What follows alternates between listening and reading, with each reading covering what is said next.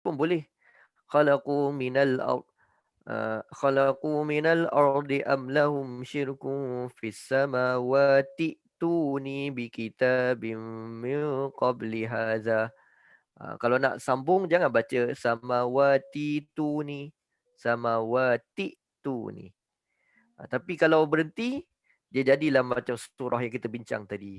Ituni bi kitabim min qabli hadza sampai akhir ayat. Tu. So ini di antara tempat-tempat yang ganjil berkaitan dengan hamzah. Dua tempat lah. Satu di awal juzuk yang ke-26 surah Al-Ahqaf, surah yang ke-46 ayat 4. Satu lagi surah 49 surah Al-Hujurat juzuk 27 ayat yang ke-11. Muka surat sebelah kiri. Ayat yang kita bincang tadi. So baca bi'salismu kan. Saya biasa dengar orang baca tilawah tadarus, dia akan baca bi'sal ismul fusuqu ba'dal iman. Tidaklah salah besar tapi tak canggih lah. Tak canggih lah. Salah lah sebenarnya. Daripada sudut mazhab kita salah lah. Tapi mungkin mazhab lain ada baca bi'sal ismu kan. Tapi tak canggih lah kita punya bacaan. Tak best lah. So kena baca bi'sal ismu. Satu lagi yang itu ni. Ramai orang yang saya dengar awal juzuk 26 tadi tu, dia tak tahu nak sambung uktu ni ataupun itu ni ataupun nak baca macam mana. So then dia akan sambung sama wati tu ni. Betul, tapi tak nampak smart lah kan. Dia macam orang baca surah Al-Fatihah lah doktor semua. Kita masuk sikit Al-Fatihah. Al-Fatihah kalau kita baca siratal ladzina an'amta alaihim tu ada 3 cara kan, ada 3 cara. 4 cara lah. 4 cara. Satu tu tak berapa kuat, tak boleh nak pakai sangat. 3 yang boleh kita pakai. Yang pertama, mari kita tengok. Kita belajar ngaji balik, basic pun best ni. Okey. Mari tengok surah Al-Fatihah. Bacaan Al-Fatihah yang terbaik macam mana? Satu persatu ayat. Alhamdulillahirrabbilalamin. Ar-Rahmanir-Rahim. Hujung pun sama aja. Kan kalau kita baca bismillah macam kanak-kanak dulu.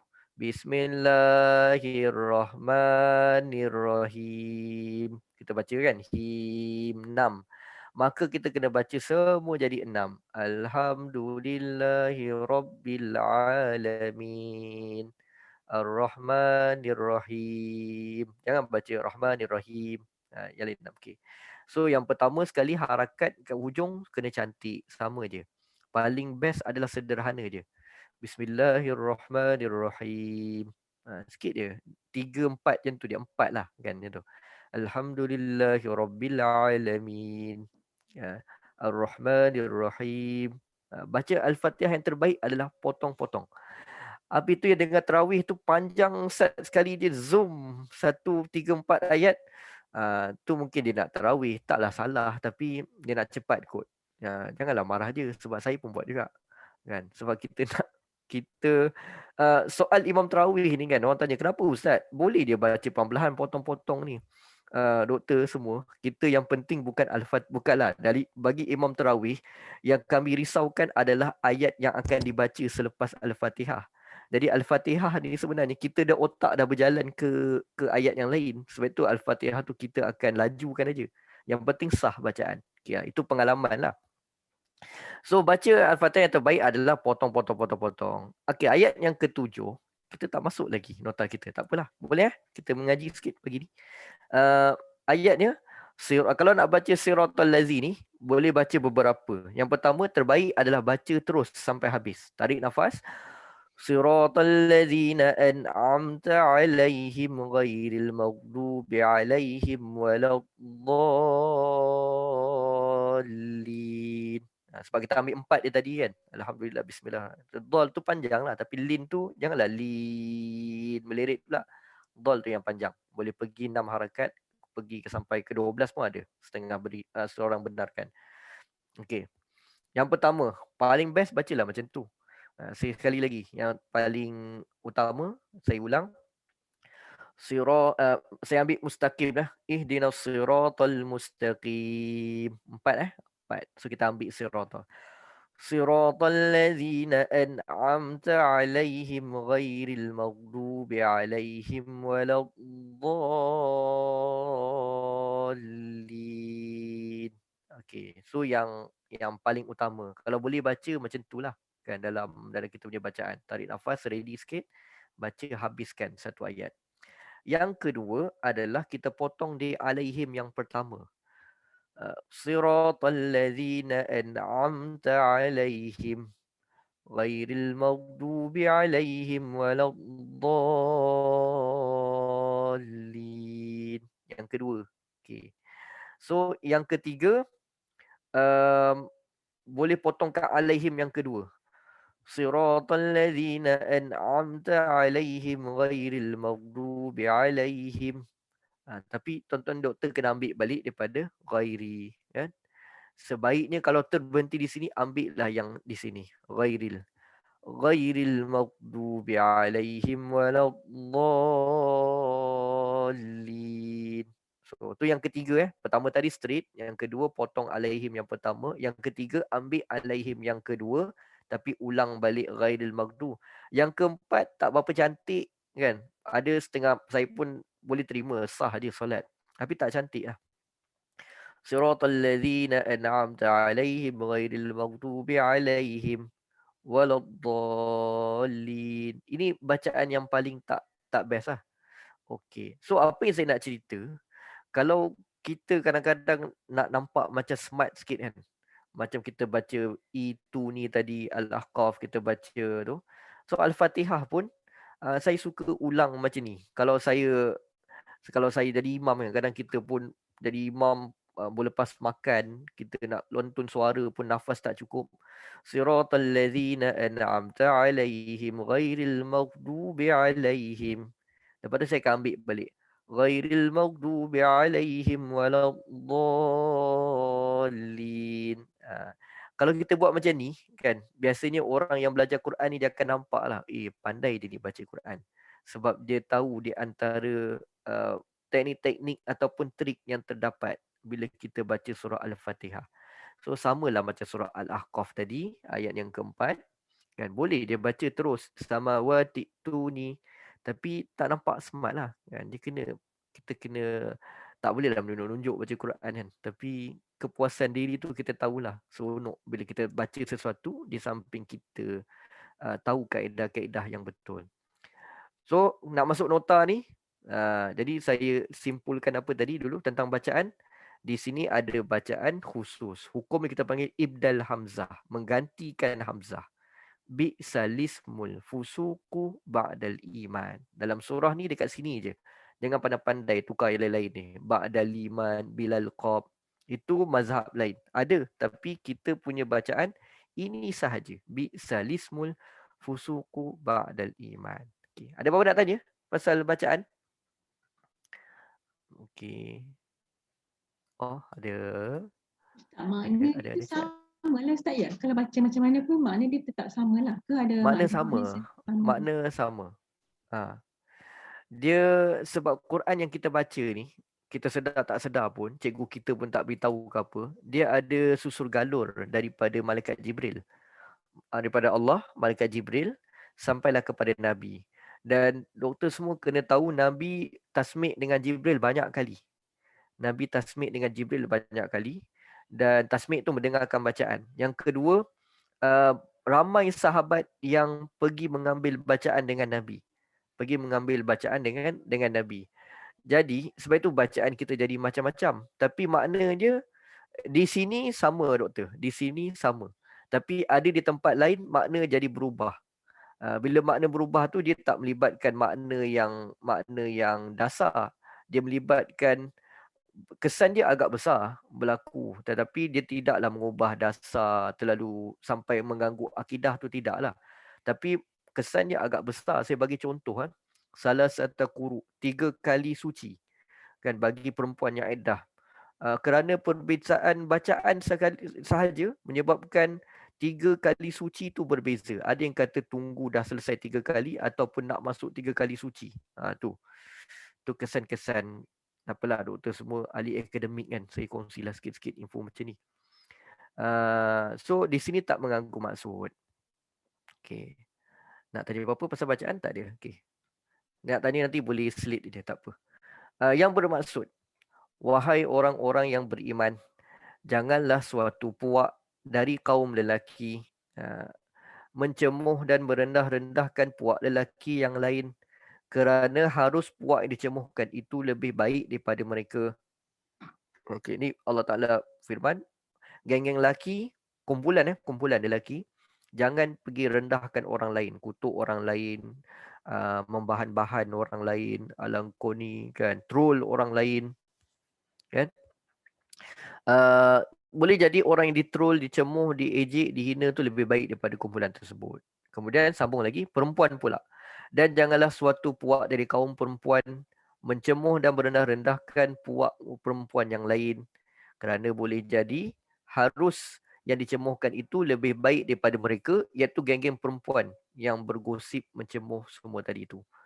So, apa maksudnya? Dua-dua disebut, laki dan perempuan. Benda ni berlaku di laki dan perempuan. Dia tak adalah kata perempuan saja suka gosip. Laki pun kalau duduk sama-sama pun boleh jadi. Merendah-rendahkan, membahan, mentrol orang lain dan sebagainya. Okey, sambung lagi. Dan janganlah setengah kamu menyatakan keaiban setengah yang lain. Jangan buka aib orang lain. Kan cerita-cerita keburukan orang tak tentu pasal. Kita dah bincang dah benda ni dulu. Melainkan ada hal-hal tertentu kan, perlu dibuka aib. Itu pun sekadar mana yang perlu sahaja. Dan janganlah pula kamu memanggil-manggil antara satu dengan yang lain dengan gelaran yang buruk. Tak boleh ejek. Larangan-larangan tersebut yang menyebabkan orang yang melakukannya menjadi fasik. Maka amat buruknya sebutan nama fasik kepada seseorang yang sudah beriman. Dan ingatlah, sesiapa yang tidak bertaubat daripada perbuatan fasiknya, maka mereka lah orang-orang yang zalim. Okey. So ayatnya kita punya perbincangan pada hari ini. Hari ini panjang ayat kita. Kita ada Ustaz, berapa not? sorry Ustaz, nak Tanya tanya terus. sikit. Boleh. Sekejap Ustaz. Apa tu kaumun tu? Kaumun tu kenapa Ustaz translatekan dia jadi lelaki Ustaz? Kaum Sorry, saya Arab tak pandai. Tanya je. okey. Kat sini, okey jap saya try explain dulu. Maksud doktor, perkataan kaum ni Kan dia translatekan jadi kaum lelaki kan kat situ kan? Oh ya. Kaumun tu memang spesifik untuk kaum lelaki lah ya Ustaz, macam tu lah ya. Kaum ni sebenarnya dia general, iaitu merujuk kepada lelaki ataupun perempuan. Boleh jadi kaum-kaum kan, suatu kaum. Dalam kaum tu kita tahulah ada lelaki, ada perempuan. Tapi kat sini, di sini pun dia dalam terjemahan dia letak kaum lelaki sebab selepas itu ada penghususan untuk perempuan. Wala nisa min nisa. Jadi walaupun dia agak kaum ni sebenarnya dia umum kan, terbaik pada lelaki ataupun perempuan, tapi kalau baca banyak translation dia akan letak ini adalah lelaki. Sebab selepas daripada ni ada khusus pada perempuan pula. Tengok sini kan, wala nisa min nisa in asa. Jadi yang pertama, dia kaum ni dia orang refer lah kepada lelaki walaupun dia adalah umum, tapi sebabkan kerana ada penghususan yang datang lepas tu wanita, maka dia jadilah kaum kat sini sebagai lelaki. Terima kasih. Okey, welcome. Daripada sudut bahasa kita baca ya. Daripada sudut bahasa kita akan kata kenapa khususkan kepada lelaki, sebab kaum ni dia perkataan laki boleh, perempuan boleh kan. Tetapi daripada sudut kaedah terjemahan tafsir lah, dia akan lihat kemudian tu, maka dia kita punya penterjemah akan khususkan perkataan yang datang sebelum tu, kalau ada pengkhususan yang datang kemudian. Okey, so kita masuk Al-Hujurat. Alright. So 7 muka surat hari ni. Okey, ayat yang ke-11 kita dah baca dah terjemahan dia tadi. Jadi ayat ni satu peringatan daripada Allah. Allah Ta'ala ceritakan sesuatu umat yang mempunyai sifat suka merendahkan orang lain, maka umat itu akan mudah berpecah belah. Kita kena balik kepada ayat yang sebelum ni dan sebelum ni. sekitar tentang perpecahan, tentang kesatuan dan persaudaraan. Itu perbincangan-perbincangan kita yang kita bawa sebelum ni. Ayat yang ke-9 dan ayat yang ke-8, Tuhan bercerita tentang jangan berpecah belah. Kalau dapat berita, mestilah selidiki berita tersebut. Ayat yang ke-10, Tuhan gambarkan orang beriman itu seperti apa? Bersaudara, kan? Tak bersaudara, lebih dekat lagi. Kita dah bincang dah, iaitu ikhwah ni bermaksud ada pertalian darah. Ada pertalian darah. So, di antara sambungan kisah kita tentang jangan berpecah, mesti menjaga kesatuan, iaitu menjaga akhlak-akhlak kita yang ada. Lalu ayat ni turun menceritakan di antara akhlak yang patut ada pada kita, jangan merendahkan orang lain, sebab apabila merendahkan orang lain, maka akan mulalah untuk kita mudah berpecah belah. Maka kerana itu Allah tidak suka dan melarang seorang hamba merendahkan hamba yang lain. So ayatnya, ya ayyuhallazina amanu. Walaupun dah biasa kita dengar ya ayyuhallazina amanu. Apa maksudnya? Wahai orang-orang yang beriman. Wahai orang-orang yang beriman. Tapi kita bincang juga ayat ni, kan? Sebab apa? Ayat ini, ya ayyuhallazina amanu, ini adalah nasihat dan arahan daripada Allah Subhanahu Wa Taala kepada mereka yang mengaku telah beriman. Siapa? Kitalah. Ya ayyuhallazi, wahai sekalian. Sebenarnya satu panggilan daripada Allah Subhanahu Wa Taala. Maka bila datangnya ayat-ayat ini, kita kata apa? Satu perhatian kembali sepatutnya kita berikan kepada Al-Quran yang sedang kita baca tu. Ada beberapa ayat-ayat yang Allah Taala minta perhatian, kan? Contohnya ya ayyuhallazina amanu. Lagi apa? Alif lam mim. Itu kita panggil huruf-huruf ataupun kaedah-kaedah Allah Taala minta perhatian. Dalam ayat ni Allah Taala minta perhatian khusus pula kepada orang-orang yang beriman. Dan kepada orang-orang yang beriman. So walaupun kita dah biasa bincang, tapi kita ulang balik sebab supaya kita beri perhatian. Dalam keadaan kita baca Al-Quran, inilah kita panggil kekhusyukan, keseronokan baca Al-Quran. Sebab bila kita baca tu kita terus tersedar kembali. Sebab baca Quran ni dia macam kita syarah lah. Macam kita dengar cerita. Ustaz ataupun saya sedang menyampaikan ni, okey doktor semua, kita memanggil kembali. Oh, akulah orangnya yang sedang ustaz syarahkan ni. So Al-Quran pun banyak sifat yang sebegitu sebenarnya. Kadang-kadang Tuhan panggil kita dalam bentuk general, wahai sekalian manusia. Kadang-kadang Tuhan panggil kita, wahai orang-orang yang beriman. Sepatutnya kita berikan perhatian sebab kitalah orangnya. Dan kita ni diangkat mulia oleh Allah dengan gelaran lebih khusus, wahai orang-orang yang beriman. Kalau kita dalam satu majlis, orang address kita, tuan-tuan dan puan-puan dirahmati Allah sekalian, kita pun rasa, okey, akulah orangnya. Tapi bila ada lagi pengkhusus, tuan-tuan dan doktor-doktor sekalian, maka kita akan rasa apa? Lebih bertanggungjawab dengan ayat tersebut, kan? So ini adalah seruan dan nasihat daripada Allah Ta'ala. Dan juga arahan daripada Allah Ta'ala. Dan kita lihat dalam kebanyakan ayat, orang-orang beriman, seruan ini, seruan iman ni, kita akan dapat fahami bahawa iman ni akan ada selepas itu ataupun dia mendahului amal-amal soleh. Kita tengok surah Al-Asr, kan? Wal asri innal insana lafi khus. Selalulah tadabbur surah Al-Asr ni sebab saling berkaitan dengan hidup kita dan surah yang pendek je untuk nak ulang kaji. Demi masa sungguhnya manusia itu berada dalam kerugian kecuali orang beriman dan kemudian orang yang beramal soleh. Iman akan datang dahulu dan kemudian baru cerita pasal amal soleh. Internal kena strong, barulah nanti kita boleh manage benda lain. Suatu kumpulan yang kita pun rasa dia ni punya leader pun tak kuat, dia punya team dia pun tak strong, buat kerja gagal tu ni, adakah kita nak bagi amal? Kalau kita bagi dia buat satu kerja pun, kita kata mungkin dia boleh berjaya satu projek saja ataupun satu research, satu kajian saja. Tapi untuk bagi next, kan, lepas tu dah kelang kabut. Sebab apa? Tak boleh buat internal, kan, iman. Sebab itulah dalam ayat ni, sebelum kita cerita pasal apa yang perlu dilakukan, jangan buat, kebanyakan Tuhan akan tegur pasal iman dahulu untuk kita bermuhasabah kembali. Sebab itulah kita baca dalam banyak-banyak ayat akan jumpa illallazina amanu, innallazina amanu, illallazina amanu. Akan datang imannya, kemudian selepas tu cerita pasal amal yang akan datang kemudiannya. Jadi ini menjelaskan tentang pentingnya proses pengukuhan iman ketika seseorang berusaha meningkatkan amalannya. Sebab itulah kita nak buat suatu amalan, bukan amal yang banyak yang kita kejarkan, tetapi amal yang paling utama adalah apa? Amal yang paling utama adalah istiqamah. Sebab dalam proses kita buat amal tersebut, istiqamah tu dia melibatkan iman kita. Sentiasa kena semak iman. Saya bagi dalam satu organisasi lah, sebab saya pun duduk dalam organisasi kan.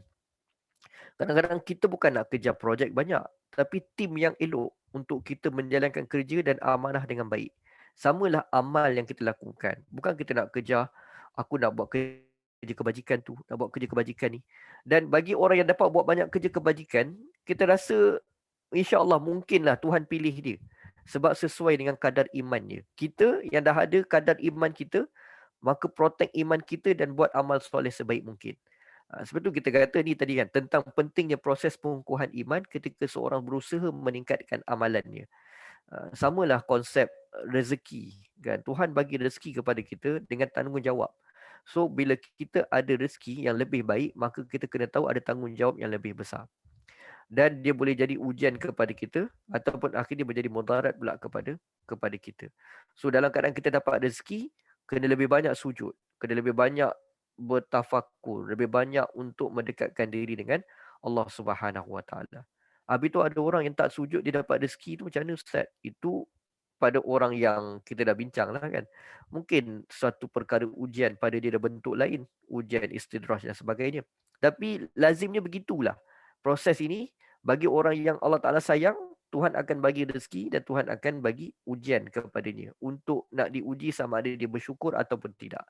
Dan ada orang yang Tuhan tak nak bagi rezeki kat dia, bukan tak nak bagi rezeki, Tuhan bagi rezeki bentuk lain, dia minta duit tapi dia tak dapatlah sekaya orang lain. Mungkin Tuhan sayang kat dia juga, sebab Tuhan tahu bila beri pada dia, saya silap nanti dia akan lupa untuk menjaga amal dia kepada Allah Subhanahu Wa Taala. Okey. So proses iman merujuk kepada rukun telah termaktub dalam agama kita. Apa iman yang perlu kita semak selalu tu Ustaz? 5-6 perkara kita tu lah. Bagaimana kita mengembangkan pengetahuan kita tentang iman kepada Allah, kepada malaikat, kepada Rasul dan sebagainya. Okay. So, wahai orang-orang beriman sekalian, wahai doktor-doktor yang beriman sekalian, la yaskhar qaumun min qaumin. Janganlah sekumpulan orang lelaki merendahkan kumpulan yang lain. So, dalam ayat ni Allah Taala menggunakan kalimah kumpulan, bukannya individu. Saya share tak saya punya nota? Share kan? Okey. Gunakan kalimah kumpulan, bukannya individu. Ini kerana selalunya terjadi sifat manusia merendahkan kumpulan lain apabila mereka berada dalam keadaan ramai. Seorang-seorang pun jadi juga, tapi dia tak adalah terlalu nyata dalam hati dia lah kot. Aku lagi terror pada ustaz ni kan, setakat mengaji contohnya. Tapi kalau ramai-ramai, lagi menambah-nambah lah kan, dia punya sudu-sudu dan kuah dia tu kan. So lagi-lagi meriah. Betul lah aku rasa kan, kita punya PM tu gagal betul lah kan. Contoh lah kan. Sebab tu duduk dalam kumpulan, dia akan jadi lebih meriah lagi dengan sepanduk, dengan protes, provok dan sebagainya. Saya tak kata sokong mana-mana ataupun tidak lah. Tapi ni cerita realiti. Lagi ramai, dia akan lagi-lagi dahsyat. Saya silap emosi akan bertambah dekat situ. Kan? Merendahkan kumpulan-kumpulan yang lain. Tashkir. Terima kasih. Tashkir. Macam mana tengok dia tashkir? Ni, la yaskhar. Khara. Tashkir. Sekarang sikit lah macam ni. Tashkir. Daripada ni kan. Tashkir. Yaskhar. Kalau sabbaha, subhana, panggil tasbih. Yaskhar ni, hina ataupun condemn orang lain ni, dia panggil taskhir. Okey. Taskhir bermaksud merendahkan orang lain dalam pelbagai cara, dalam macam-macam cara.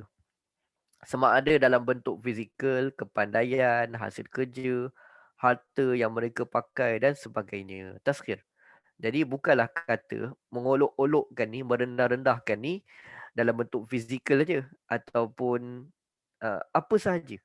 Alah baju pasar malam ni kan, kita kata ni mesti pakai baju tak payah gosok ni, kita kata kan.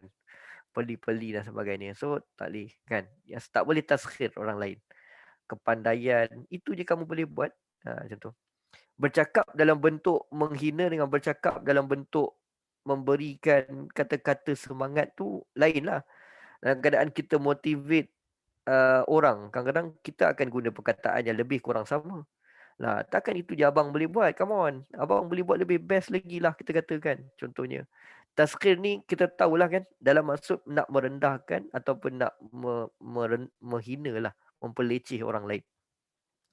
Okey. Asa ayyakunu khairan minhum. Boleh jadi yang ditertawakan itu lebih baik daripada kumpulan-kumpulan lelaki tadi. Kan Tuhan kata asa ayyakunu khairan minhum.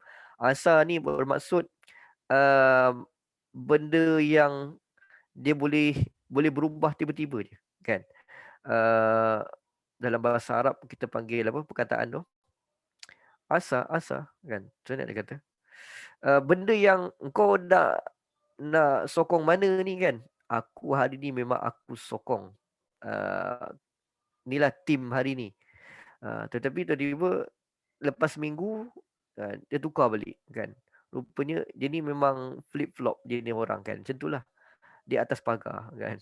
Asa ayyakunu khairan minhum. Boleh jadi orang, boleh jadi anytime aja boleh berlaku, boleh jadi yang ditawakan itu lebih baik daripada mereka kan. Jadi mungkin mereka direndahkan itu lebih baik di mata Allah Subhanahu Wa Taala. Dalam ayat ni maksudnya lebih baik untuk dibandingkan dengan di sisi Allah Subhanahu Wa Taala. Ini akan berkaitan dengan perbincangan kita ayat yang ke-13. Tuhan beritahu siapa yang Tuhan pandang paling mulia, iaitu orang-orang yang bertakwa. Inna akramakum indallahi atqakum, iaitu orang yang paling mulia di sisi Allah ialah orang bertakwa. Sebab itu saya bawakan siap-siap ayat ni, iaitu mungkin dia akan dipandang lebih mulia daripada Allah Subhanahu berbanding kita dengan pandangan Allah Subhanahu Wa Taala. Contohnya, pernah Ibnu Mas'ud ditertawakan oleh sahabat yang lain kerana betis beliau yang kecil.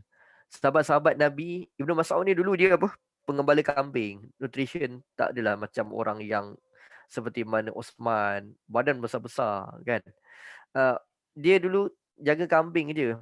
Tapi di antara orang yang awal masuk Islam dan orang yang sangat disegani oleh sahabat-sahabat yang lain daripada sudut keilmuan Quran je. Nak nota, nak cerita pasal Ibnu Mas'ud ni, boleh minta Syaza. Saya ada buat cerita pasal Ibnu Mas'ud ni. Ibnu Mas'ud, segala jawapan dia ada sandaran, dalil.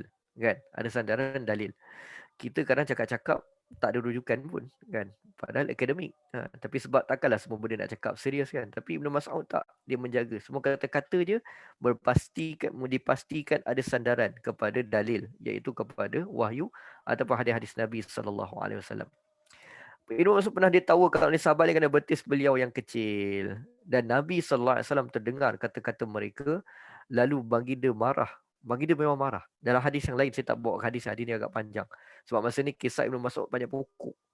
Kan? Ibnu Mas'ud banyak-banyak pokok. Lalu sahabat dia tengok, alah betis kecil kan. Macam taklah badan sador macam Omar, Ali dan sebagainya.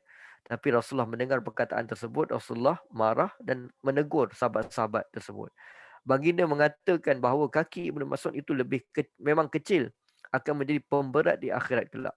Nabi kata, adalah hadis yang lain, Nabi sebut, kaki Ibnu Mas'ud itu betisnya sahaja, Nabi kata, akan lebih berat daripada amal-amal peperangan apalah Nabi sebut, daripada peperangan sekian-sekian yang pernah kamu ikuti. Dalam setengah hadis yang lain. So, Nabi sangat marah orang yang memperkecilkan ataupun orang yang merendah-rendahkan orang lain. Dalam kisah yang lain juga, begitu juga sahabat yang tiada janggut. Tadi kisah fizikal kan. Ini sunnah. Ada sahabat Nabi yang tak ada janggut. Bukan jambang, janggut pun tak ada. Dan ini menjadi satu perkara yang amat memalukan bagi orang Arab, dan apatah lagi sunnah yang diikuti oleh sahabat-sahabat Nabi sallallahu alaihi wasallam. Saya kalau pergi zaman saya belajar tu kan, dengan syekh saya, tapi di Saudi lah, di Malaysia dia tak strict sangat. Syekh saya dia marah betul kan. Apabila kita potong janggut, meskipun orang Melayu kan, berpelai pun, tapi dia marah. Dia marah. Dan ada sahabat dahulu yang bukan setakat dan jambang ni bagi orang Arab ada satu benda kebesaran, kehebatan mereka kan bagi orang-orang Arab. So ada sahabat-sahabat yang bukan kata jambang, janggut pun tak ada. Dia tertawakan oleh sahabat yang lain. Ni sunnah ni. Dan orang yang tak boleh ikut sunnah pun yang kita tertawakan. Apalah kau ni, puasa sunat pun tak larat Syawal, 6 Syawal. So jangan. Kita tak tahu apa masalah orang tu, tak sihat ke. Ataupun dia sihat tapi dah anak dia 6 orang macam maraton kat rumah. Manalah dia mampu lagi nak berpuasa kan. So even benda-benda yang kita rasa macam kita nak bagi semangat tapi jangan kita tersalah anggap ataupun tersalah lakukan dengan kata-kata yang tak sepatutnya. Kau ni puasa sunat 6 pun tak boleh. Teruklah kau ni kan. Ataupun kita kata kau ni apa nak qiyamul lail pun 2 rakaat pun tak boleh ke? Kan? Satu kalau macam saya kata tadilah, kena tahulah dalam bentuk kita nak beri semangat tetapi kena jaga-jaga. Jangan sampai kita merendahkan pula orang lain. Dalam keadaan kita berkata meskipun kita rasa benda tersebut baik terhadap agama. Kau sedekah RM1 je, gaji besar, bagilah RM5 ataupun RM10. Kita tak tahu yang dia dah buat kerja lain lagi banyak duit kita kan. So meskipun benda baik, jangan tertawakan orang lain. Dapat duit raya kan. Alah 50 sen. 20 sen, 20 sen. Saya cerita pengalaman saya sendiri. Mak saya marah saya. Saya balik kampung, pergi rumah pakcik tua kan. Lepas tu saya dapat 20 sen. Saya kata kat mak saya, "Mak dapat 20 sen je." Mak saya marah. Saya tak adalah marah. Marah beri tapi mak saya ingatlah mak saya tegur sampai sekarang. Rumah atuk tu pun dah tak ada lah, kan. Tapi 20 sen. Betapa besar dia rasa kita orang pergi rumah dia rupanya masa tu. Dan dia sanggup nak bagi duit juga. Orang susah, rumah papan, duduk seorang-seorang, sebatang kara. Kan. Tak apa dah rumah atuk tu. Lupa dah. Tapi itulah. Jangan kita pelekehkan, menghina. Apalah musim musim raya. Bagi RM1 je. Okay. Dan satu kumpulan lelaki. Yang kedua, jangan ingat lelaki je buat kerja ni. Perempuan pun sama. Kan. Wala nisa'um min nisa'in. Dan janganlah pula sekumpulan wanita, perempuan merendahkan kumpulan wanita yang lain. Dan Allah menyebut khusus bagi golongan wanita pula, menunjukkan ketegasan Allah dalam perkara ini. Teguran lebih menyeluruh. Tadi lelaki, general, dan perempuan, apatah lagi kena jaga-jaga. Asa ayyakunna khairam minhun. Boleh jadi yang direndahkan itu lebih baik. Sama lah macam atas kita sebut. Boleh jadi orang yang kita rendahkan itu lebih baik. Allah Ta'ala ingatkan kepada kumpulan wanita, jangan rendahkan kumpulan wanita yang lain. Kerana mungkin wanita itu lebih baik di sisi Allah Subhanahu Wa Ta'ala. Tudung ni je mampu. Orang dah pakai tudung dedak lah sekarang kan. Contohlah. Tudung kan. Kita hanya tengok sudut zahir sahaja. Tapi Allah Ta'ala lihat daripada sudut keimanan. Tuhan nak tengok keimanan kita, ketakwaan kita. Tapi cerita pasal ketakwaan. Saya bawa kat satu hadis Nabi SAW. Dalam kitab Riyadhus Shalihin mungkin agak berbeza dengan kita punya perbincangan, tapi saya harap dengan kebijaksanaan doktor semua faham maksud saya. Dalam hadis yang saya bawakan, innallaha la yanzuru ila ajsadikum wala ila suwarikum wa amwalikum walakin innama yanzuru ila qulubikum wa asyara bi asabihi ila sadri wa amalikum. Sesungguhnya Allah Ta'ala tidak melihat kepada tubuh kalian, kepada rupa paras, cantik ke dan sebagainya, kan, kepada cantik dan sebagainya, dan tidak juga kepada rupa dan harta kalian, tetapi sesungguhnya Allah Ta'ala melihat kepada hati kalian. Dan Nabi SAW mengisyaratkan kepada dadanya, kepada hatinya, dadalah di dalamnya, dan dia melihat juga kepada amal kalian, kan. Jadi bukanlah kita kata terus Islam ni tak payah ada harta. Bukan kita kata Islam ni tak terus tengok rupa paras, kan, pakai compan camping pun tak apa. Kita ni yang penting tak payah solat pun tak apa kita kata. Sebab yang penting Tuhan tengok kita punya uh, dalam hati kita saja. Tapi dalam ayat ni wa'amalikum, kan. Amal ni ibadah-ibadah, pekerjaan-pekerjaan, hasil daripada apa kita lakukan. Ini juga sangat penting. Perkataan amalikum sangat penting. Kerana kebanyakan kaum muslimin memahami hadis yang tadi dengan pemahaman yang salah. Apabila anda mengajak mereka ikuti perintah syariat yang bijaksana, ramai yang akan menjawab yang penting adalah hati. Mereka berdalil dengan hadis di atas. Okay. So Jangan merendahkan orang lain. Sungguhnya Tuhan tu melihat ketakwaan. Tapi Tuhan juga dan agama kita juga tidak meninggalkan tentang amal-amal yang perlu kita lakukan. Amal daripada sudut ibadah akhirat, ibadah kepada Allah dan ibadah kita sesama manusia. Kan ada ibadah khusus, ibadah umum. Ibadah dengan Allah tu Tuhan lihat. Dan ibadah dengan manusia pun ya Tuhan lihat. Dalam satu kaedah yang lain, bila nak kahwin, ada kaedah dalam fiqh kan, kita baca dalam buku punakahat, buku perkahwinan. An-nas yahkumu bizawahir. Manusia itu dia akan menghukum perkara-perkara yang zahir. Meskipun hati yang penting, tapi manusia itu tetap juga asalnya ataupun dia punya asasnya akan menghukum benda-benda yang zahir. Dalam kitab fiqh, kaedah diberikan. An-nasu yahkumu bizawahir. Manusia itu dia berhukum dengan benda yang zahir. Kenapa dalam kaedah perkahwinan Ustaz? Sebab adab bagi seorang yang menerima pinangan. Tapi doktor semua tak apalah kan. Dah lalu lama lah. Bila menerima pinangan macam mana? Tak boleh menggatal. Ya, nak kan. Dia kena diam kan. Sebab itu dia kena tunjukkan zahir dia saja. Senyum ataupun macam mana kan. So kalau berlebih-lebih itu tak jadilah kaedah fiqh. Sebab itu An-nas yahkumu bizawahir. Manusia itu dia akan melihat yang zahir. Sambungan dia lagi, as-sukut alamatur rida. Dalam perkahwinan je, diam itu tanda setuju. Jangan buat benda lain tiba-tiba, alah abang kan diam hari tu, saya belilah kabinet ni, kan? Ataupun handbag ni. Lepas tu barulah kita dengar dia punya bising ni kat situ kan. Sebab dulu kan abang diam je. Dalam hal perkahwinan kan. Diajar dalam agama kita, iaitu manusia itu melihat yang zahir dan berikan isyarat dalam bentuk tanda diam. As-sukut alamatur rida. Diam itu adalah tanda setuju. Okey. Kalau tak setuju terus kena cakap. Tak nak kan, pasal apa? Dia tak ada piu kat depan. Kita sekarang ni musim nak piu je kan. Pui kan, itulah pencetus ummah kan. Itulah. Jangan ustaz sekarang laku kan. Piu kan, masuk TV, iklan sebagainya. Okey. Wala talmizu anfusakum. Dan janganlah mencela diri kamu sendiri. Kalimah la miza. Kan la miza. La maza. Talmizu. La miza. Kalimah lamizu. Boleh juga.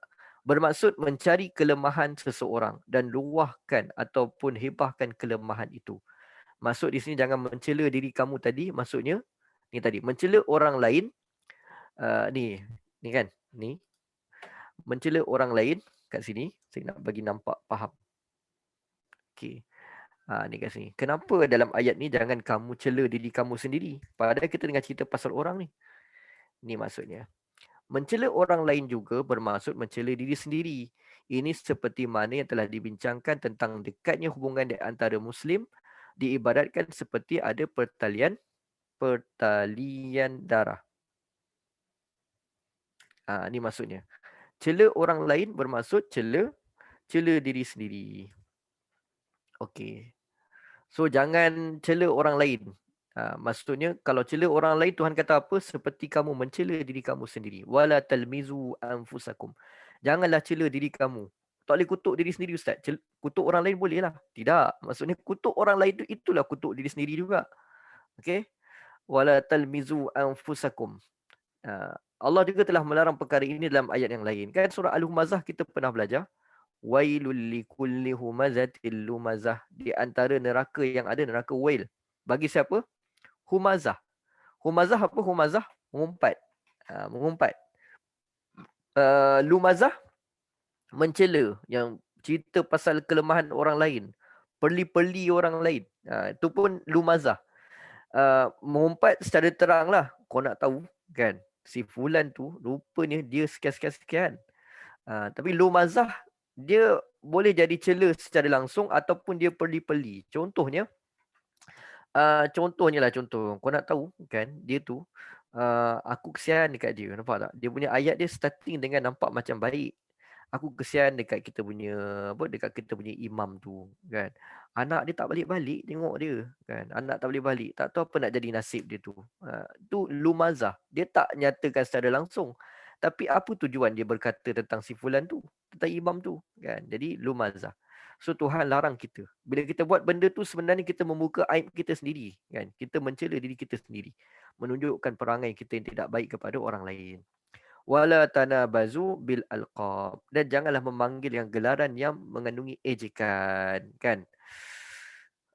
Kalau orang tu suka macam mana Ustaz?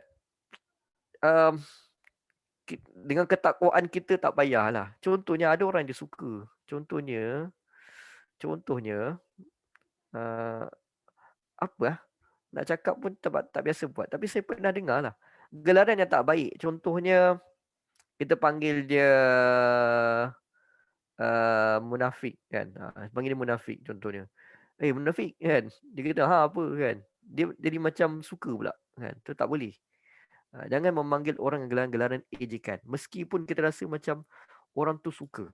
Tapi dalam kisah yang lain, ada tak sahabat yang dipanggil dengan gelaran yang tak ada kaitan, tapi dia suka.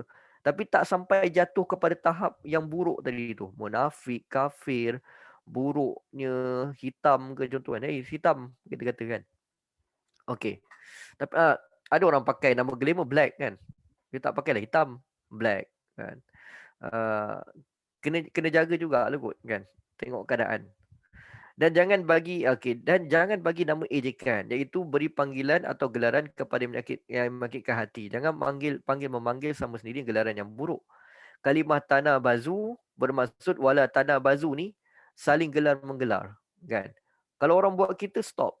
Jangan kita gelar balik, kan? Jangan jadi budak-budak. Kau hitam kan, mak kau hijau contohnya. Sekarang kan punya trend. Melawan-lawan balik pula. Wala tanah bazu ni muafiq baina syai'an. Jadi dua pihak kan. Dia ada dua pihak. Kalau jadi stop.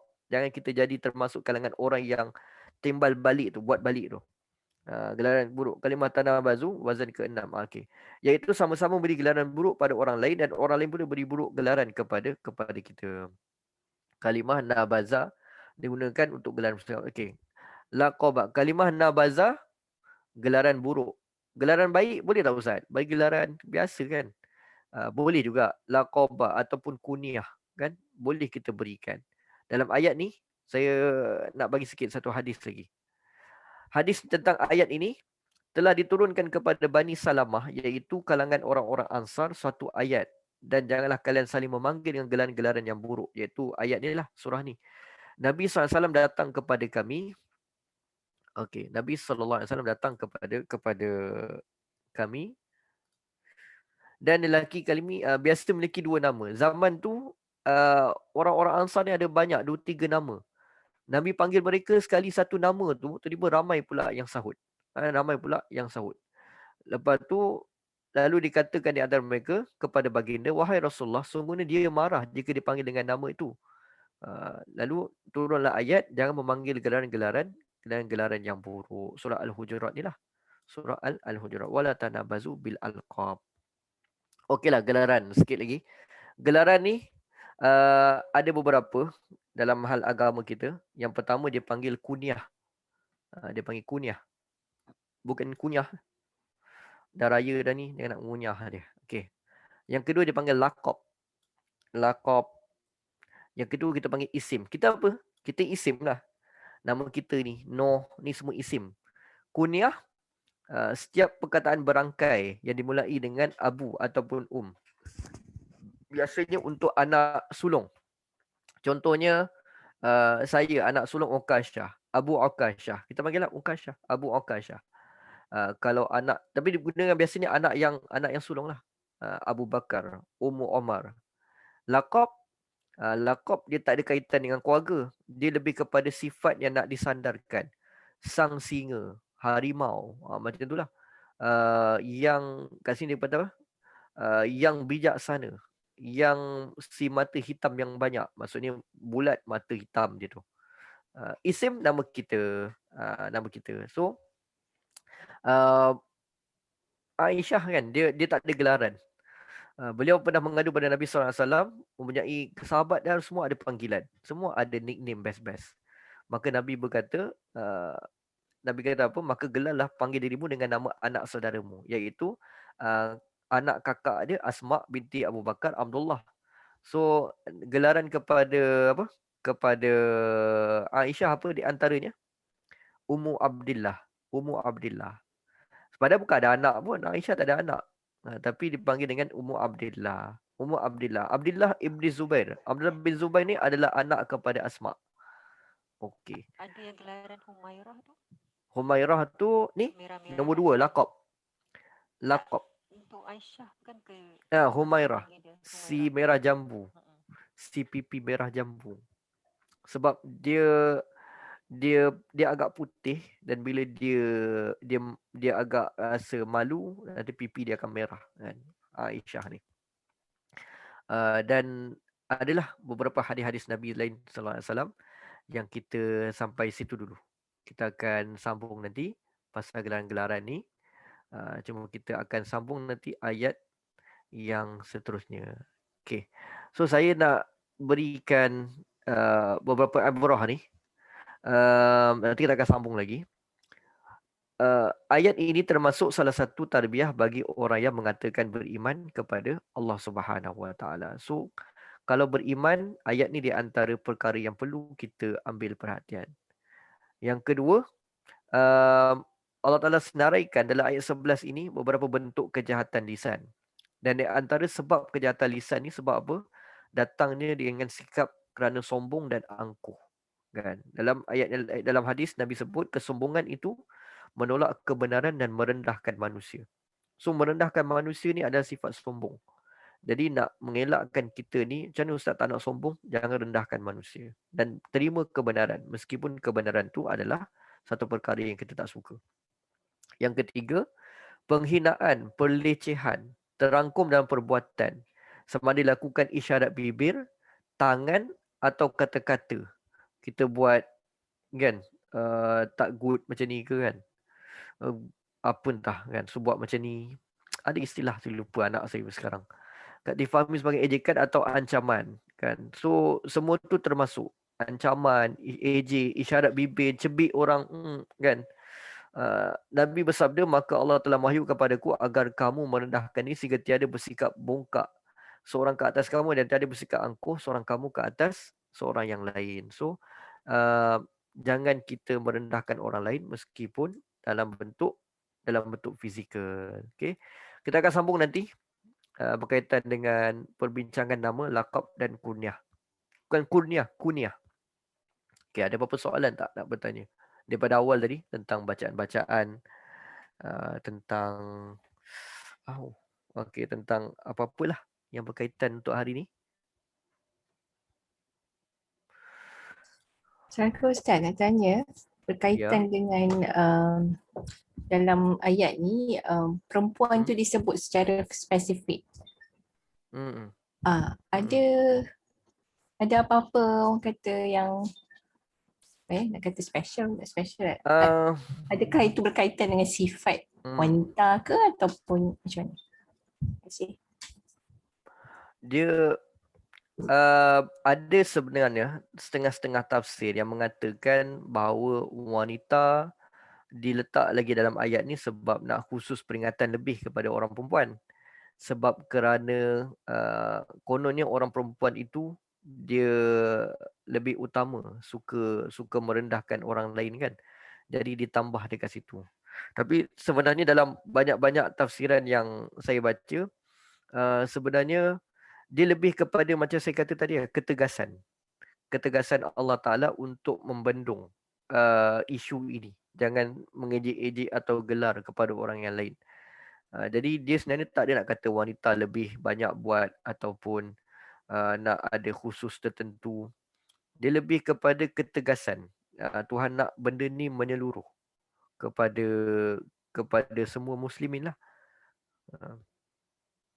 Sebab itu dalam terjemahan dia letak yang pertama lelaki. Dia tak letak dalam kaedah tafsir kan. Dia tak letak yang pertama tu umum. Dia letak yang pertama tu lelaki. Yang kedua tu perempuan.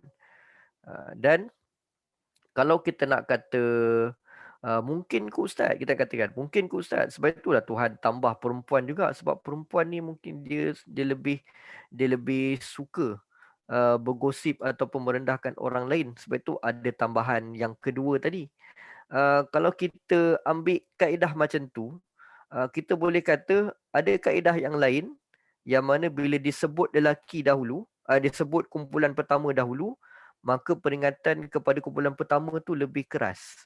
Contohnya, sesungguhnya pencuri lelaki dan pencuri perempuan. So pencuri lelaki di hadapan.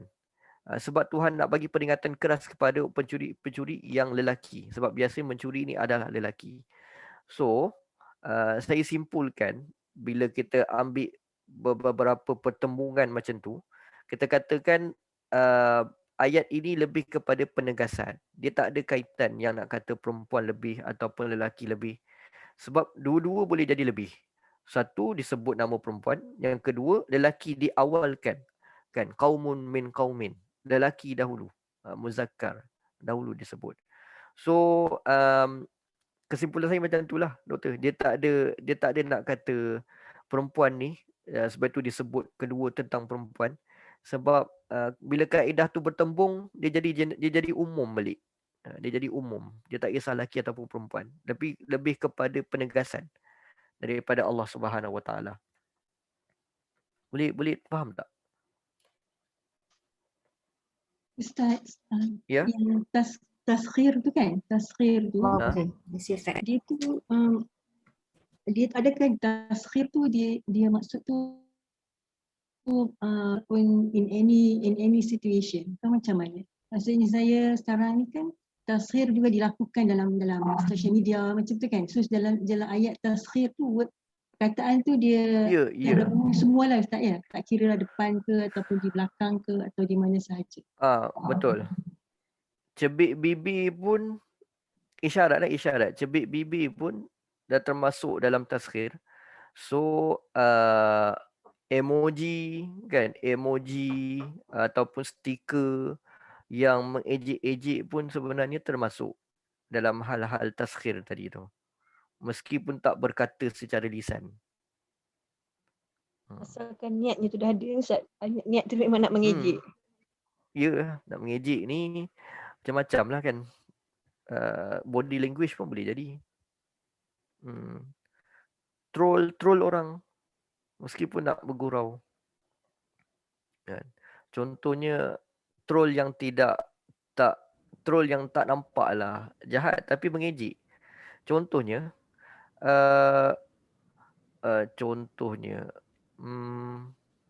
benda boleh vaksin, buat apa jaga SOP kan orang kata sekarang. Benda boleh vaksin, buat apa jaga SOP. So sebenarnya dalam tujuan bukan nak menyokong vaksin sangat pun, tapi jadi yang kedua tu, iaitu nak mengejek tentang orang yang menjaga SOP, orang yang berjuang semua ni kan, menjaga keselamatan, kesihatan sebagainya ni. So taklah, sekarang kan saya tak tahulah sebab doktor ikuti atau tidak media sosial, tapi saya memang follow kan. Kadang-kadang troll macam tu lah, kita panggil troll bahasa sekarang kan. Kita mengejek-ejek. Alah mall, contohnya begitulah, contohnya dalam keadaan nampak macam smart, taklah terlalu nampak macam nak peli kutuk sangat. Alah benda boleh vaksin, benda boleh kuarantin kan, buat apa jaga SOP macam itulah. So benda-benda macam tu pun asal niat untuk mengejek, merendahkan, sebab kita, yang penting kita nampak ada mudarat. Orang lain bersusah payah menjaga kesihatan kan, duduk jadi frontliner, tiba-tiba kita atas niat nak cakap macam tu sebab apa? Sebab kerana kita ada rasa tak senang kan. So tak senang, buat dalam bentuk yang betul lah kan. Doakan, bagi teguran secara nyata kalau dia boleh, bagi macam mana. Okey. Ada satu lagi soalan boleh Ustaz? Boleh. Tapi lari sikitlah Ustaz daripada kita punya perbincangan hari ini. Dalam kes apa yang kita dibenarkan untuk memutuskan silaturahim Ustaz? Boleh tak kita memutuskan silaturahim dengan orang yang kita anggap fasik Ustaz? Tapi Ustaz kata semua orang pun fasik Ustaz. Kita pun fasik juga, selalu buat dosa. So, ada ke Ustaz? Saya ada soalan tambahan daripada soalan doktor tu. Boleh tak kita deal dengan orang yang dia beriman tapi maksudnya kategori bukan beriman lah. Maksudnya contoh orang tu sombong, kita pun sombong lah dengan dia. Contoh macam orang yang berhutang tak bayar hutang rumah. Jadi kita terpaksa arrogant dengan dia untuk dapatkan hak kita balik lah. Contoh macam tu. Okay Yang lah, tu betul. Ustaz. Dan yang kedua, ayat ni tadi adakah kan sekarang kan Israel kan, kita boleh troll diorang jugalah kan. Maksudnya ayat ni tak termasuk dalam untuk orang-orang yang macam spesifik Israel ni, Yahudi. Ini di antara orang beriman. Okay. Dengan di antara orang beriman kan awal-awal tu, wahai sekalian orang-orang beriman. So kalau orang tak beriman, kita tak perlu cari gaduh dengan orang lah kan. Tapi yang berlaku sekarang ni sebab kita bukan troll biasa, kita cyber kan, peperangan psikologi sekarang ni. Yang untuk kita nak merendahkan ataupun membantu nilah orang-orang di Palestin dalam bentuk cyber kan. Itu yang isu dia pada. Okey. Boleh yang macam mana kita boleh putuskan silaturahim dengan sesama muslim? Sebenarnya kita tetap tak boleh putuskan silaturahim melainkan kita diancam. Itulah. Sekalipun orang tersebut adalah orang yang fasik. Firaun pun tak Islam pun, tapi Tuhan suruh pergi jumpa juga. Maksudnya pergi bersilaturahim dan jumpa dengan kata-kata yang baik, qaulan layyinan kan. Qaulan layyinan. So kita tak boleh putuskan silaturahim. Apa yang boleh kita buat adalah berjaga-jaga, tu ialah putuskan silaturahim meski kecuali dalam hal-hal yang mengancam kita punya keselamatan lah. Kalau kita rasa kita berkawan dengan dia, makin nampaknya banyak perkara-perkara peribadi kita didedahkan dan sebagainya.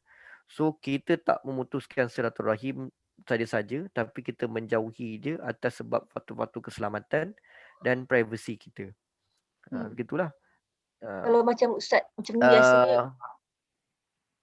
biasanya macam Ustaz macam raya lah Ustaz. Kita ada makcik-makcik kita yang kadang sebenarnya kita tahu benda tu bila dia tegur ataupun dia cakap tu, benda tu bukan tak memberi kesan pun, menggugudis, tapi kita sakit hati dengar kan Ustaz kan. Jadi kita pun tak naklah pergi rumah dia, something like that lah.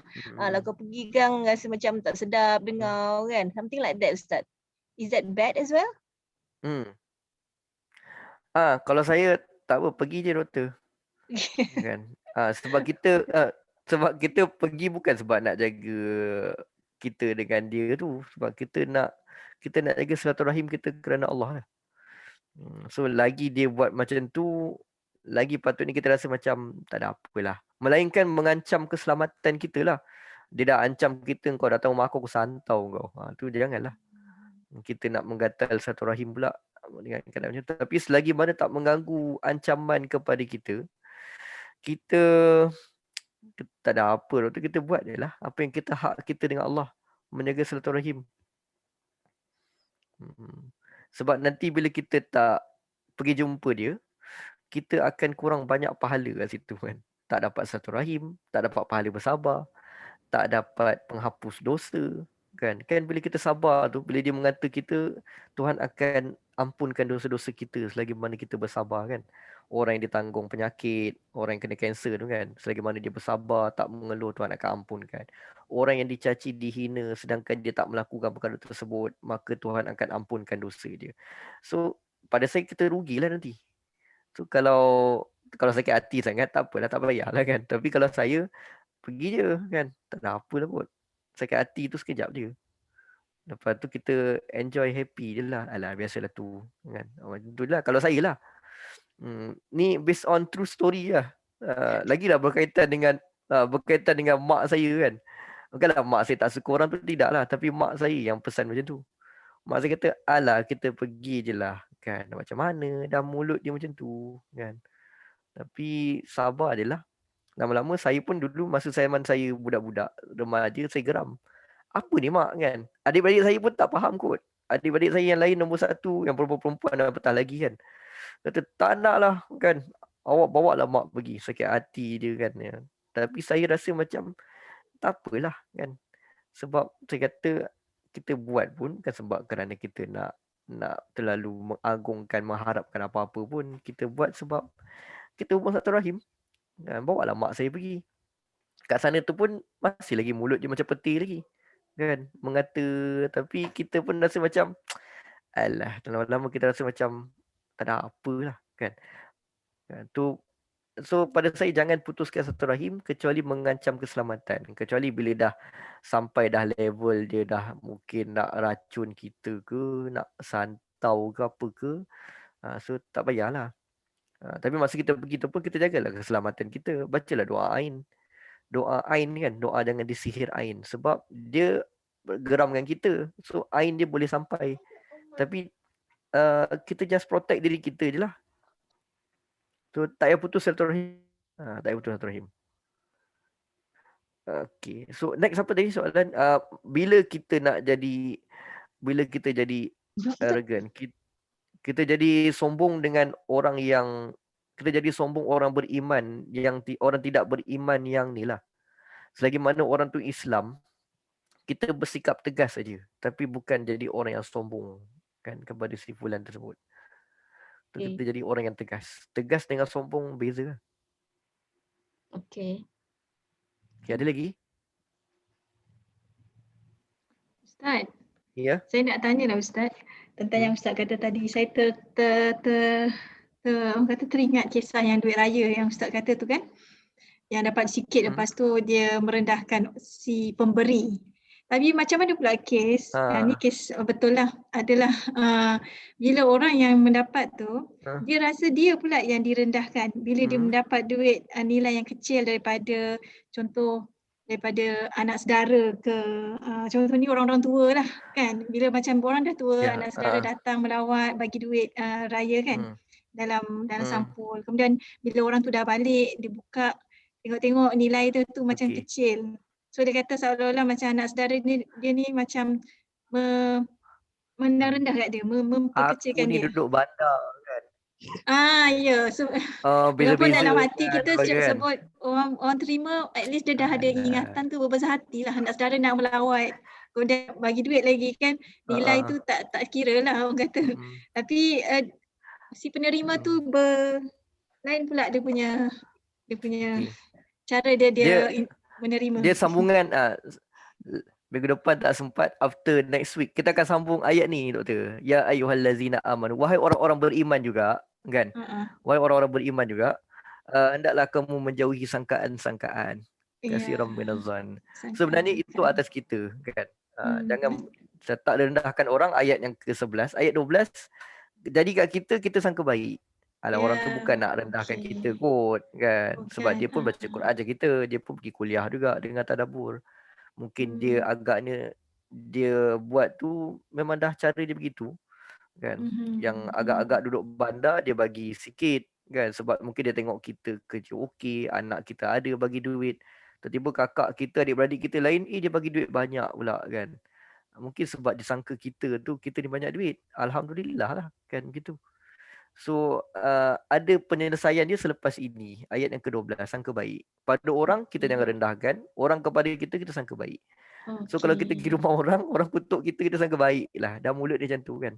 Doakan yang baik-baik. Untuk orang beriman kan, untuk orang beriman. Itu sebab kadang-kadang Ustaz kena macam tu, saya pun bayar. Saya pun ada juga Ustaz. Kadang uncle saya dia bukan niat jahat Ustaz. Dia memang suka je nak mengenakan kita kan. Kadang-kadang kalau kita kasih macam tu Ustaz, depan-depan tu dia kata, banyak ni je nak kau kasih uncle. Macam tu tau. Depan-depan kawan-kawan tu Ustaz kadang. Walaupun sebenarnya saya tahu dia bukan jahat lah Ustaz. Saya nak hamblau kan, nak mengenakan kita. Jadi sebabkan kita yang kadang itu yang kita rasa alah aku nak pergi lagi dia tak ada kaitan dengan orang Melaka. Kita tak tahu nak respon macam mana kadang-kadang. Itu walaupun macam kita tahu benda tu bukan niat jahat Ustaz. Saya tahu itu macam bergurau lah. Tapi dia nak bergurau dengan kita. Bergurau. Tapi dia gurau tu kadang-kadang menyebabkan kita rasa taklah jadinya kan Ustaz kan. Tapi ni kes ni yang depan mata ni, bila orang si pemberi tu dah balik dah. Pemberi tu tak tahu pun yang penerima sakit hati. Maknanya berkecil hati dapat nilai tu. So dia rasa dia dihina, direndahkan. Yang ni pun bahaya juga. Itu masalah orang tu yang menerima lah. Itulah sangka baik pula lah. Sangka baik. Tapi antara orang-orang beriman, dengan orang beriman kita sangka baik. Orang beriman sangka baik. Okey. Jadi kalau berbalik pada sangka macam baik, jangan kutuk orang lain. balik pada isu macam Dr. Baya tu Ustaz. Adakah kita bila nak memberi tu Ustaz, kita kena memberi tengok tahap-tahap ke ataupun ikut keikhlasan kita? Yang mana lagi penting Ustaz? Sebab kita tahulah macam memang ada tahap-tahap macam kita kata anak buah mungkin agaknya bawah 50, tapi aunty uncle ni mungkin agaknya 100 level dia macam tu kan Ustaz kan? Tapi hari tu agaknya kuranglah sikit duit kan. Jadi kita nak baik jangan kasih terus ke? Sebab betul juga Ustaz. Kadang-kadang dia macam ada macam-macam yang rasa kecil hati ni macam budak-budak dia kasih aku duit gula-gula macam tu kan. Jadi kadang-kadang kita bagus kita jangan ikut kasih untuk pertimbangan ikut pertimbangan semasa, iaitu ambil yang mana dapat manfaat dan mudarat yang paling kecil. So kalau rasanya masa tu tak adalah mudarat besar sangat, setakat kena kutuk-kutuk tu, tapi dapat manfaat, bagi duit kan, dapat bagi lagi duit. Keikhlasan kita kan Ustaz, kita ikhlas banyak tu nak kasih. So kita jangan rugi dengan manfaat tu. Setakat mudarat kecil untuk kita tu tak ada apalah kan. Setakat kena, orang kata apa, kena petir 2-3 kali ayat dia macam tu je lah. Dan swing tu. Kena laser sikit-sikit tu tak ada apalah. So jangan kita terlepas untuk buat baik nak bagi duit tu. Kan? Tapi Ustaz, in a different perspective pula kan. Katalah yang mengadu tu tetamu macam Dr. Siti Nubaya cakap tadi, tetamu tu dah balik, si pengadu tu cakap kita. Kita ni mendengar tahu Ustaz. Lepas tu kita ni nasihatkan dia, kita kena marah. Si pengadu tu tak apa doktor, nasihat dia. nak bagi saja. Tapi kita jadi bukan orang favourite dia lah. Ada macam-macam kita macam ni Ustaz kan, sebab kadang-kadang saya rasa macam kita punya generasi ni dah rajin pergi dengar-dengar ni kan. Tapi ada generasi yang macam lebih tua sikit, dia orang macam culture kampung sikit kan. Jadi kadang-kadang yalah, tapi interesting juga lah kan. Macam-macam I pun biasa juga dengar kadang-kadang. Kalau ataupun mungkin sebab diorang ni dengar pasal kuliah-kuliah ni, tapi sebab diorang punya sangkaan kat kita tu macam zaman diorang kot. Kan ada perbezaan kan, dia tak tahu, kecil hati muya kot kan, macam itulah. Dia ingatkan kita ni geng dengan dia dapat lebih-lebih sikit kan. Rupanya kau pandang aku ni makcik-makcik second hand aja. Dia kata kan second class aja. Kan. Yang itu kau bagi banyak kan tu kan. So lebih kepada agak ni dia masalah kasih sayang. Tak sekali panggil term dia sekarang ni dah berkayangan. Oh, kayangan. Betul. Macam-macam. Tapi apa-apa pun okey, sila. Tapi jangan lepaskan peluang buat baik. Hanya kerana kita sakit hati dia rugi nanti. Tadi Ustaz ada sebut doa ain tu apa Ustaz? Sorry saya tak faham. Doa ain kita ada antara salah satu sihir yang ada secara tak langsung adalah sihir ain. Sihir ain ni adalah, ain ni daripada perkataan mata, ainun, mata. Kan, ainun mata. So sihir ain ni dia boleh jadi benda tu baik ataupun benda tu tak baik. Tapi kesan dia, kenapa kita panggil sihir? Sebab kesan dia buruk. Contohnya, kita sihir ain kepada baby yang baru lahir. Betul orang tua kata jangan kita suka tayang-tayang gambar baby. Sebab bila satu mata tu melihat, comelnya baby ni dengan pandangan yang bersungguh-sungguh, dalam agama kita ada cerita pasal sihir ain tadi. Akan sampai energi kot, nak kata apa, sihir energi kepada si bayi tadi, yang mana dia tak mampu lagi untuk menerima pujian, sangkaan yang tinggi macam tu. Sama juga bila orang tak suka dengan kita. Dia jeling tu sebenarnya boleh terjadi itu satu sihir. Yang tak suka tu, jeling tu, ni semua kerja syaitan lah yang nak menjadikan manusia saling bergaduh dan rosak. So dia akan transfer tak suka, cebik, jeling tadi kepada si fulan yang kena tadi. Jadilah orang tu macam sakit badan dan sebagainya. Itu sihir yang mudarat. Ada sihir ain ni, lagi orang tu buat jahat, lagi disanjung-sanjung. Sebenarnya mungkin tu terjadi sihir untuk dia. Kan? Dia tu orang duk mengutuk dia sebagainya, lagi dia rasa macam aku lebih powerful. Macam orang buat sekarang lah, bad marketing is good marketing dia buat kan. Orang kutuk dia lagi dia suka-suka kan. Tapi rupanya sebenarnya itu sihir juga kan kepada dia. So sihir ni dia ada doa yang dia ajar oleh Nabi. Dia ajar oleh Nabi. doktor boleh cari ataupun nanti saya cari, saya bagi kat Syahzah. Doa untuk mengelakkan sihir ain. Sihir ain. So sihir ain tu nanti adalah auzu bikalimatillahi tammati wa min kulli syaitanin wa hammati wa min kulli ainin lamati. Selalulah membaca doa tersebut bila orang sibuk nak memandang kita. Tengah kelas ni, semua pelajar-pelajar baru rasa macam hebatnya doktor ni, hebatnya dia ni kan. Itu bagus, pujian orang tu kita rasa seronok dan terima kasih. Tapi takut nanti kita jadi riak takbur sebab syaitan transfer sihir yang tak baik kepada kita. Sama bila kita tengok seorang bayi, comel lah budak ni. Dalam hati kita doakan juga untuk dia. Auzukalimatillahi tammati, supaya elak berlaku ain sihir kepada si fulan tadi. Itu sihir ain, doktor. Memang ada dalam riwayat agama kita sehingga Nabi ajarkan doa khusus untuk mengelakkan sihir tu. So betul orang kata dari mata jatuh ke hati, sihir ain. Okey, terima kasih Ustaz. Okay. So jumpa-jumpa orang tua macam ni lah kan. Orang tua ni dia punya, saya tak tahu lah. Saya ada mak saya orang tua kan, dan arwah ayah saya dia orang yang saya ingat kalau bapa saya bercakap tu, sekali dia feeling, dia akan terus bergurindam kan. So sama juga bila kadang-kadang orang tua kita dulu tengok kita terus tak jadi nak buat apa kerja. Asal orang tu dia tengok aku macam ni, aku buat salah ke? Kita tengok anak kita tak jadi apa, wah kan, lagi dia lasak. Tu pandangan dia sebenarnya satu pandangan yang mungkin kita tak tahu. Jadi selalulah mengamalkan doa ain ni bila kita rasa tak sedap, kita pergi satu tempat, masuk TV ke apa ke, baca dulu doa tersebut supaya kita tidak terima ain orang yang sedang melihat wajah kita ataupun melihat nama kita, diri kita sebagainya lah. Okay. So, dia melalui mata je lah Ustaz ya, kiranya. Mata dan body language, riak tubuh. Contohnya isteri merajuk kan, body language kan. Suami tahu tapi agaknya suami tu baca doa ain banyak, so tak terkesan lah. Lantak you lah, you nak merajuk macam mana, contohlah. So body language pun boleh juga. So, body language pun boleh kan, cebik, mata, kata-kata kan, semua boleh jadi ain kan. Ain ni maksudnya Ustaz, sama ada pujian ataupun cacian lah, boleh dapat dua-dua. Ya, betul. Dan kesan dia pun sama, boleh jadi mudarat, boleh mudarat sakit lah, boleh jadi mudarat yang tak nampak. Dia akan jadi orang yang takbur, orang yang sombong, tapi dia tak sedar yang sebenarnya orang duk mengata dia tu, dia rasa macam aku lebih powerful lah sekarang. Orang mengutuk kat media sosial aku, yang penting aku punya sale makin naik. Takut sebenarnya dia dah terperangkap dalam sihir tu sehingga dia tak nampak realiti sebenar. Orang kutuk dia. Macam tu lah. Okay. So, tu je lah kot untuk hari ni. Tak habis lagi ayat kita. Ayat yang ke-11.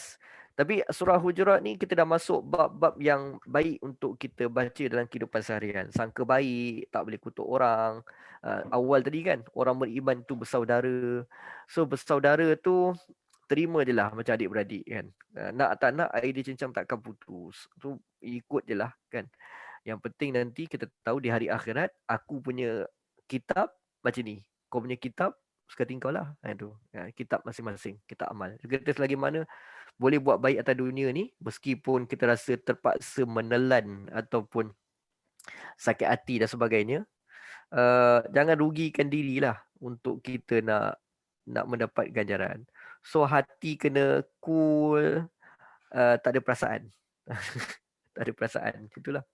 Perasaan kita semuanya kalau aku mati dapat pahala tidak? Itu je. Okay.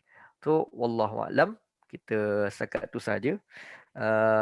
Itu tak jadi nak ucap selamat raya kan. Ni dah berapa Syawal, ucaplah selamat hari raya Aidilfitri, taqabbalallahu minna wa minkum minal aidin wal faizin. So kita akhiri pertemuan kita dengan baca doa sama-sama. A'udzubillahi minasyaitonir rajim. Bismillahirrahmanirrahim. Alhamdulillahirabbil alamin, hamdan yuwafi ni'amahu wa yukafi mazidah. Ya Rabbana lakal hamdu kama yanbaghi li jalali wajhikal karim wa azim sultanik. Ya Allah, ya Tuhan kami, berikanlah kami ridha-Mu ya Allah, masukkanlah kami ke dalam syurga-Mu ya Allah, jauhilah kami semua daripada azab api neraka. Ya Allah, ya Tuhan kami, ampunilah dosa-dosa kami ya Allah, ampunilah dosa kedua ibu bapa kami ya Allah, kasihanilah mereka sebagaimana mereka mengasihi kami sejak daripada kecil hingga kini. Ya Allah, tunjukilah kami jalan yang lurus, iaitu jalan orang yang beroleh nikmat, bukan jalan orang dimurkai dan bukan pula jalan orang-orang yang sesat. Ya muqallibal qulub, wahai Tuhan yang membolak-balikkan hati, tetapkanlah hati kami dalam agama-Mu dan syariat-Mu. Ya Allah, matikanlah kami dalam keadaan husnul khatimah, yang Kau matikan kami dalam keadaan su'ul khatimah. Rabbi ij'alna muqimas salah min zurriyyatina rabbana wa taqabbal du'a. Ya Allah, jadikanlah diri kami ini kalangan orang-orang yang mendirikan salat serta di kalangan zuriat kami. Rabbana hab lana min azwajina wa zurriyyatina qurrata a'yun waj'alna lil muttaqina imama. Rabbana atina fid dunya hasanah wa fil akhirati hasanah wa qina azabannar. Wa sallallahu ala Muhammad walhamdulillahi rabbil alamin. Qablallahu minkum. Okey, setakat tu saja.